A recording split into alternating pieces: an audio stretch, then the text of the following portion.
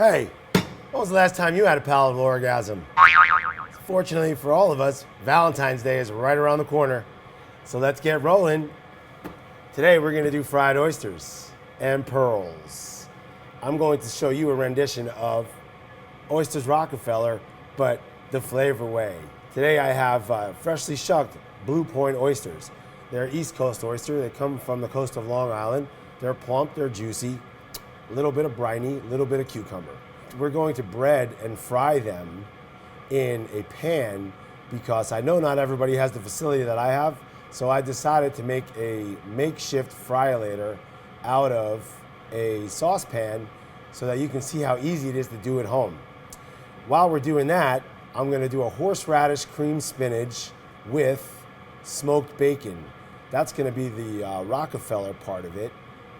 We're gonna then top off our horseradish cream spinach with our fried oysters and finish it with pearls of black caviar. What do you say we get started? So first, we're gonna do a non-traditional breading because we're not using breadcrumbs. We wanna keep them light and fluffy so that we can actually taste the oysters and not be chewing on all that breadcrumb. So I'm gonna take all my oysters out of the juice and I'm gonna dredge them in flour, gently coating them, gently, and then we're gonna put them right in the egg, and then we're gonna dip them around in the egg real nice.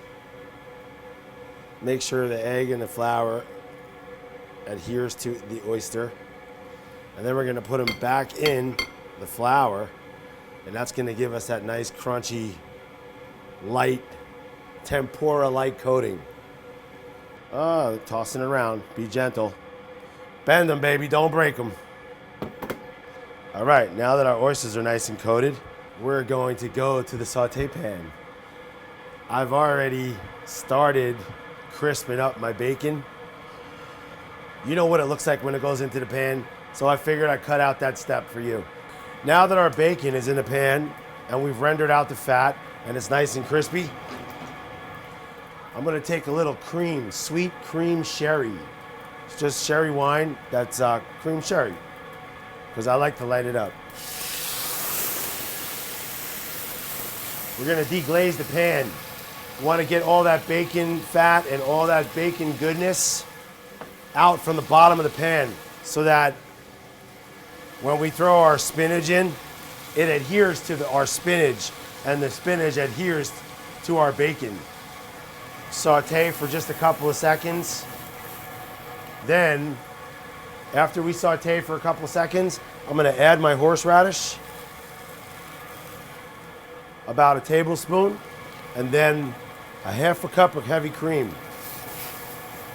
Let all that come together. We're gonna saute that all together so that everything adheres to the spinach. While that's cooking slow, let's fry some oysters. So I'm gonna just give my oysters one more quick turn in the flour to make sure they're all coated. My oil in the back pan there should be around 350 degrees. You know how we know? Trusty thermometer. Ooh, we are ready to roll. So we're gonna gently drop our oysters into the oil because, yes, it's hot. See that nice sizzle? That's what we're looking for. I'm gonna turn the heat up just a little bit because once you put all these ice cold oysters into the hot fryer, into our hot oil, the temperature will decrease.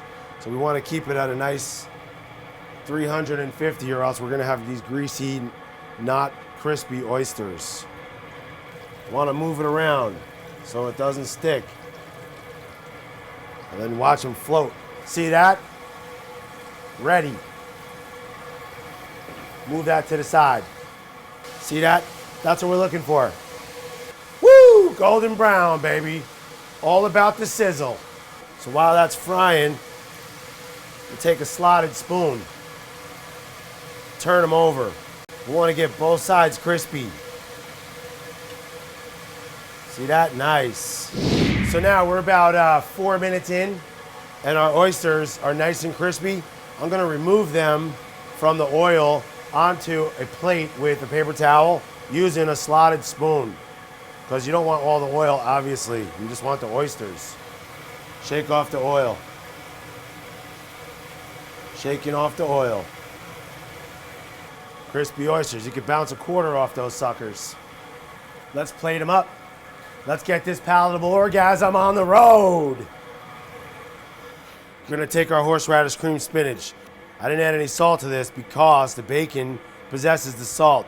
And also there's salt in the horseradish. We're just gonna line them up. Of course, if you have the shells, you can fill the shells with the spinach, but I chose not to. Now that we have our spinach on the plate, we're gonna take our oysters and we're gonna just put them right on top. I like using odd numbers. It looks better on a plate. That's why I chose 5. So each of you get 2, and you get to fight or cut the 5th one in half. Sharing is caring. Happy Valentine's Day. On top of the oysters, pearls. Pearls of black caviar. What is Valentine's Day without a little sophistication we like to call love? And that, my friends, is Chef Jason's version of Oysters and Pearls.